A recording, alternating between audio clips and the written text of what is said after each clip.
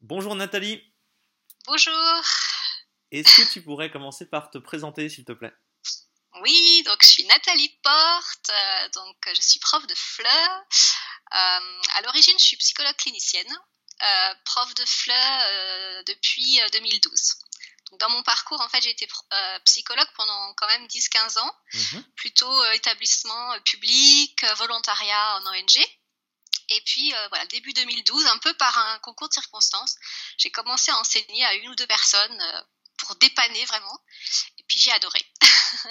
J'ai adoré. Et puis ça correspondait à un moment où je me posais des questions sur mon métier, ce que j'avais envie de faire. Et donc voilà, j'ai bifurqué tranquillement, doucement au départ, vers le prof de FLE.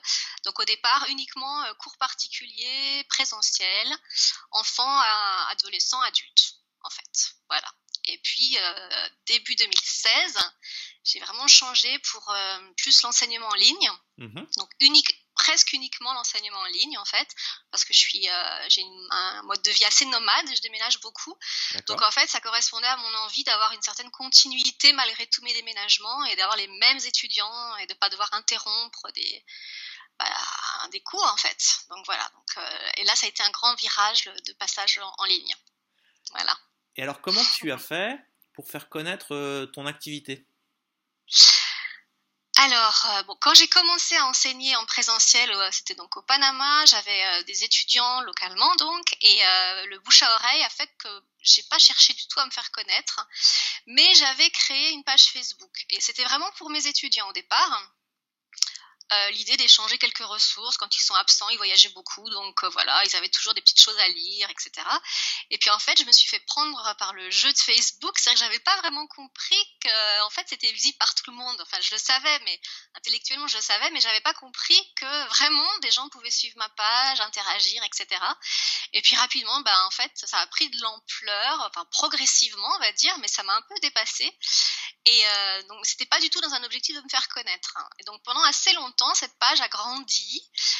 J'ai aimé l'idée d'interagir avec des gens du monde entier, de répondre à leurs questions. Voilà, donc c'était vraiment ludique pour moi. Il n'y avait pas d'autre objectif que ça, en fait, hein, pendant très longtemps. Mais c'est quand j'ai décidé de donner des cours en ligne, et là, je me Mhm. suis dit, bon, c'est plus le bouche à oreille des gens localement qui vont me donner du travail. Là, j'ai commencé à réfléchir autrement. Et là, j'ai créé un blog. J'ai commencé par créer un blog, Mhm. donc Nathalie Fleur, et après, j'ai commencé à penser stratégie pour les réseaux sociaux. Je me suis dit, bon, D'accord. ok, qu'est-ce que je fais finalement avec cette page Facebook? J'étais présente sur d'autres réseaux sociaux, mais vraiment pour mon plaisir, hein, Google+, Twitter pour les profs, mais j'avais pas du tout réfléchi en termes de visibilité. Donc là, j'ai commencé à réfléchir. Ouais, stratégie vraiment. Je publie quoi? Sur quel réseau social? Je m'adresse à qui? Quel genre de support, etc. Évidemment, le blog, gros travail. Et puis donc ça, c'était vraiment une grosse partie de la visibilité. Et puis quelques temps plus tard, j'ai réfléchi à une infolettre. Donc que j'ai mise en place avec un support vidéo en fait. D'accord. Assez rapidement, j'ai eu envie de pouvoir avoir un peu plus d'espace que juste une publication Facebook donc écrite, être pas seulement dans l'écrit du blog, j'avais envie de quelque chose de plus direct et surtout j'avais envie par exemple de répondre à des questions des abonnés, être dans quelque chose de plus spontané en fait. Et donc c'est des vidéos que je continue de faire qui sont très très artisanales en fait, hein, réservées à mes abonnés, mais en fait c'est un canal très très intéressant l'infolettre en fait. Et c'est vraiment quelque chose que je suis très très heureuse d'avoir fait. Et je pense qu'aujourd'hui, c'est un élément clé de ma visibilité. Alors même si c'est pas une visibilité tout public, hein, Mhm. mais disons que je renvoie les gens vers cette infolette quand même en priorité. En fait, les gens qui veulent me suivre, suivre mon travail, je leur dis ok, il y a le blog, d'accord, il y a les réseaux sociaux, mais si vous voulez un peu plus, parce qu'il y a des choses qui sont exclusives pour mes abonnés, suivez l'infolettre. Et je trouve que ça c'est un super outil en fait. Ouais, donc blog, Voilà. vidéo, infolettre. euh, Il y a plein d'enseignants qui vont regarder cette vidéo. Euh, Certains se disent, ok, je me lance, je Mhm. me mets à mon compte. Et si tu avais quelques conseils à donner à quelqu'un qui se lance et qui va devoir faire connaître son activité, tu lui dirais quoi? C'est pas une question si facile que ça parce qu'en fait, je suis quand même très immergée dans mon apprentissage de ce métier. Mhm. Donc, j'ai pas l'impression d'avoir encore le recul nécessaire. Mais aujourd'hui, disons que je suis quand même toute jeune prof quand même encore, hein, jeune entrepreneur aussi, ce que je dirais, ce serait, si je prends vraiment ma propre expérience, hein, ça serait préparer quand même cette reconversion ou alors ce changement de pratique. Enfin, si vous étiez salarié dans une institution, réfléchissez quand même, ça veut dire prenez des informations auprès de ceux qui le font. D'ailleurs, moi, j'aime beaucoup répondre aux questions des profs qui se lancent, à essayer parce qu'en fait, c'est très très complexe au début, je trouve, parce il y a peu de visibilité des profs indépendants. En tout cas, ils parlent pas beaucoup de leur activité, et donc du coup, on sait pas vraiment, et donc on peut avoir une image un peu faussée de c'est chouette, on est autonome, on choisit ses horaires, on travaille comme on veut, etc. C'est une vision un peu idéalisée qui est pas du tout la réalité. Donc la réalité de ce que c'est que la pratique vraiment, peut-être aussi ce que c'est la réalité de l'entrepreneuriat. Alors après, peut-être que certains ont plus ou moins de fibres d'entrepreneur, moi pas du tout, et donc j'étais vraiment axée service public et beaucoup de volontariat. Donc pour moi, l'idée d'être entrepreneur, de devoir générer des revenus, trouver des clients, c'était un monde totalement inconnu.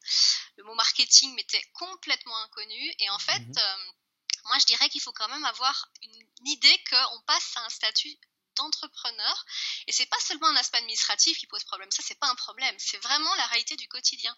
On travaille beaucoup, on fait beaucoup de choses qui ne sont pas de l'enseignement, et donc peut-être que ça, il faut avoir conscience, j'ai l'impression. C'est pas juste je vais être prof un peu tranquille, quoi, c'est pas du tout ça en fait. Et puis après, peut-être avoir conscience que c'est un démarrage assez lent en fait. Quand vous commencez de zéro sur les réseaux sociaux ou un blog, en fait, moi, j'ai eu un décalage entre le moment où j'ai créé le blog et le moment où des gens sont arrivés par le blog de 5-6 mois, où j'ai pas gagné ma vie avec ça. Hein. Donc, ça veut dire soit faut prévoir des économies, soit faut prévoir avoir un conjoint qui peut assumer, ou alors avoir une activité salariée en même temps, en fait. Donc, de faire peut-être une transition en douceur, garder son emploi salarié et puis transiter vers l'entrepreneuriat, ça peut être une idée. Peut-être aussi dans la préparation du changement, ça serait peut-être aussi de se dire ok, peut-être que le blog c'est pas la priorité absolue, donc peut-être je commence avec l'outil, le réseau social avec lequel je suis à l'aise, peut-être Facebook, qui est quand même très très large, et puis une infolettre, et puis j'essaie de faire grossir ça, et je fais de la qualité avec cette audience-là, même pas énorme, et puis je grandis comme ça, et peut-être après le blog, parce que le blog c'est quand même une grosse machine qui demande quand même du temps, de la technique, etc. Donc je dirais peut-être c'est pas la priorité absolue en commençant, peut-être. Puis après, je dirais aussi avoir conscience qu'en fait ça demande des compétences. Pas mal de compétences qui n'ont rien à voir avec la pédagogie, et ça, je l'avais vraiment pas anticipé, pas du tout. Par exemple, je sais pas, communiquer sur le web. Bon, comme je disais tout à l'heure, moi je l'ai fait, c'était un peu ludique, etc. Mais en fait, communiquer sur le web dans une visée d'avoir des clients, parce que c'est ça en fait, hein, pour qu'on puisse durer, il faut quand même avoir des clients, c'est pas la même chose que juste répondre à des commentaires et être présent en fait, c'est autre chose, il faut une stratégie quand même, puis des connaissances. Hein. Le marketing, pareil, après ça dépend ce que vous faisiez avant, mais bon, il y a peu de profs à mon avis qui sont habitués au marketing, et ça c'est, je pense que ça demande de se former, les aspects techniques, c'est incroyable, mais oui, il y a beaucoup de choses techniques, vous communiquez, par exemple, si vous faites par online, il y a différents outils de visioconférence, il faut que ça marche, les connexions internet, si vous faites en ligne comme ça, si vous avez un blog, alors il y a toute une infrastructure technique, en fait il y a beaucoup de techniques, donc si vous n'aimez pas ça, ça peut être ça peut être compliqué. Donc moi j'avais envie de dire, peut-être il faut se faire un peu, soit demander conseil auprès des pairs, ou des techniciens, ou des spécialistes du marketing. Il y a quand même beaucoup de gens qui sont prêts à répondre. Il y a des groupes dans les réseaux sociaux, il y a des formations. Moi, j'ai suivi des formations, des MOOC. Il y a des choses qu'on peut faire gratuitement. Puis peut-être qu'il y a des choses qu'il faut faire de manière payante aussi. En fait, ça, c'est un de mes apprentissages, et peut-être c'est un conseil que j'aurais à donner, c'est le tout gratuit pour commencer, c'est peut-être pas la meilleure solution. C'est-à-dire que moi, comme je gagnais pas beaucoup au début, je me suis dit, je ne vais quand même pas investir trop d'argent parce que j'ai pas beaucoup de revenus. Mais en fait, c'était un mauvais calcul, je pense.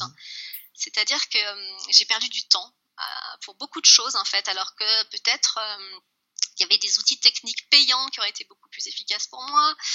Peut-être me faire aider sur des aspects techniques. J'ai mis beaucoup de temps à faire mon blog. Je l'ai fait toute seule de A à Z. J'ai vraiment appris le b.a.-ba. Avec le recul, si j'avais su que ça allait me prendre autant de temps, j'aurais peut-être payé quelqu'un pour le faire, même si c'était un investissement au départ. Peut-être que j'aurais démarré plus vite. J'aurais gagné, à mon avis, 2 mois d'activité. Donc, c'est quand même pas rien. Ouais. Voilà, des choses comme ça. Et puis après, je me dis que peut-être il y a un aspect aussi assez psychologique. C'est la posture que l'on peut avoir. En fait, on change de posture en fait quand on est entrepreneur. Et donc changer de posture, ça veut vraiment dire ok, la pédagogie c'est mon moteur, c'est le cœur de mon activité, mais je dois être dans un rôle d'entrepreneur qui a une stratégie, qui a des objectifs, qui doit penser pas uniquement à la qualité de la pédagogie. Et c'est compliqué parce qu'en fait, il faut que la pédagogie, le travail qu'on propose aux étudiants soit vraiment au top. Hein. C'est quand même le cœur du métier. Bah oui. Mais ça suffit pas. Moi, je pense que vraiment, ça suffit pas. Accepter d'être visible aussi. C'est pas si évident que ça, hein. Franchement, ça m'a pris du temps vraiment d'accepter même de montrer ma photo sur mon blog. Je me rappelle quand on m'a dit Nathalie, tu dois montrer ta photo sur le blog, je me dis mais jamais, enfin, ça me paraissait insupportable.